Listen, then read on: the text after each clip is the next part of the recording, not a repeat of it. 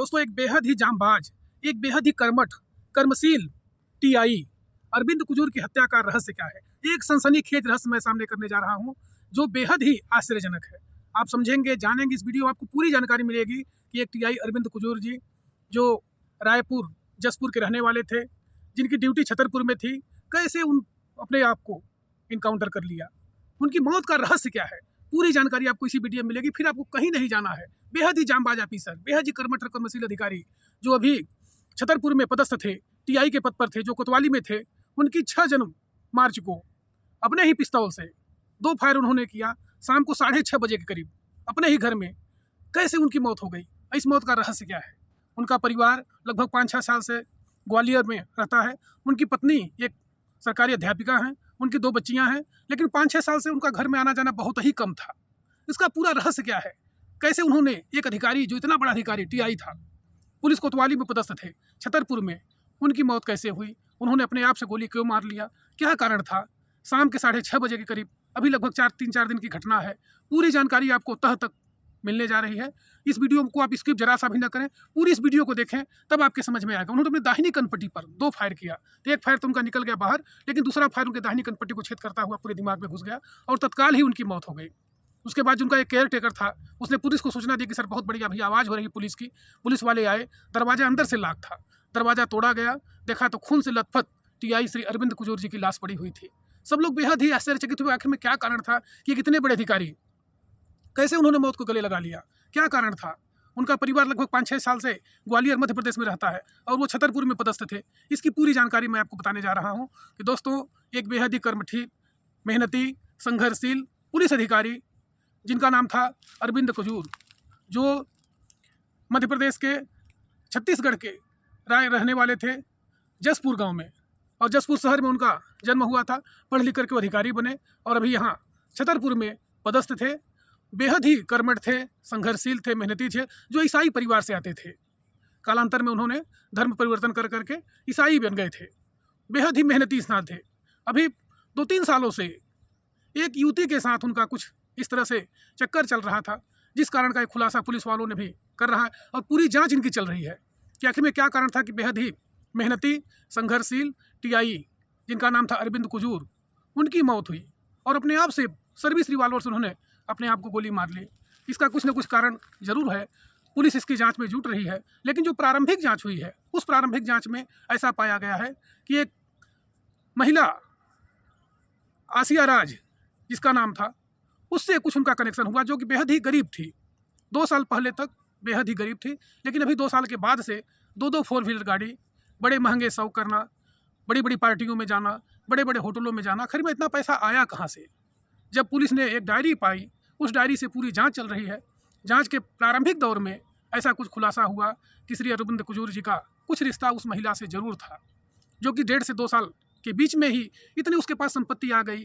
तमाम बड़े बड़े होटलों में खाना खाना, बड़े बड़े होटलों में जाना, घूमना फिरना, ऐसो आराम करना, 2-2 मोबाइल, 3-3 मोबाइल लेकर के, 2-2 बड़ी बड़ी गाड़ियाँ। कैसे उसके पास इतना पैसा आया?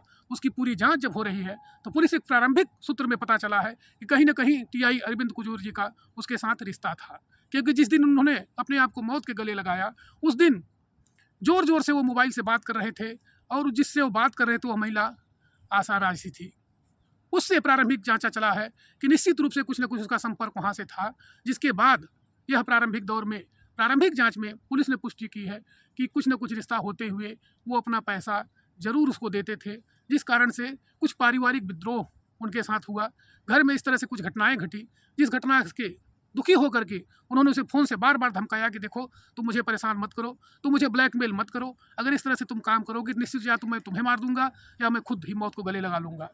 वह अपने फ्रेंड के साथ, दोस्त के साथ मिल करके उनके साथ ब्लैकमेलिंग किया करती थी और ब्लैकमेलिंग करते करते करते ये काफ़ी परेशान हो गए थे, काफ़ी पैसा भी अपना दे चुके थे। इस तरह से घटना घटते घटते और उस दिन लगभग शाम के 6:30 बजे 6 मार्च को ड्यूटी से आकर के वो काफ़ी दुखी थे और फ़ोन से बहुत ज़ोर ज़ोर से चिल्ला रहे थे, जो कि आवाज़ उनके बाहर उनके केयर टेकर ने भी सुना कि अभी सर मोबाइल से बात कर रहे थे और यही बार बार कह रहे थे मुझे परेशान मत करो, मुझे ब्लैकमेल मत करो, यदि तुम इस तरह की घटना करोगी निश्चित रूप से या तो मैं तुम्हें मार दूंगा या खुद को गोली मार दूंगा। उसके कुछ ही मिनट बाद उन्होंने खुद को ही गोली मार ली। दोस्तों, इस तरह की घटनाएं अक्सर करके आप लोगों ने देखा होगा, सुना होगा कि हमारे समाज में होती ही रहती हैं। कुछ लोग अपने परिवार के साथ, अपने बच्चों के साथ, अपने घर में, अपने सोसाइटी में, अपने समूह में खुश नहीं रह पाते हैं। ये बहुत ही गलत बात है। इस वीडियो से हम लोगों को यह शिक्षा मिल रही है कि हमेशा अपने घर में, अपने परिवार में, अपने बाल बच्चों के बीच खुश रहें, समर्पित रहें। सभी पंगुलियाँ पाँचों बराबर नहीं होती हैं।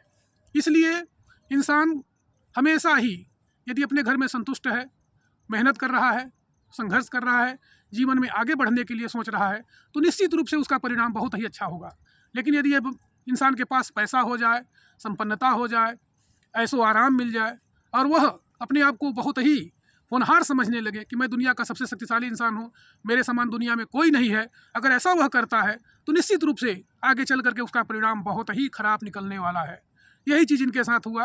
अब इनका परिवार लगभग 5-6 साल से ग्वालियर में रह रहा है। घर से आना जाना इनका बहुत ही कम था। इनके पास पैसा लगभग महीने में 1.5 से 2 लाख रुपए की आमदनी होती थी। हर महीने में गाड़ी से घूमना, पुलिस की ड्यूटी करना, रुआब में रहना, इस तरह की घटनाएं होती रहती थी, जिससे इनके बच्चे, दोनों लड़कियां ग्वालियर में पढ़ रही हैं। इनकी पत्नी सरकारी टीचर हैं, लेकिन इसके बाद भी इनका घर से संपर्क बहुत कम था, आना जाना भी बहुत कम था। इनका परिवार लगभग अलग रहता था।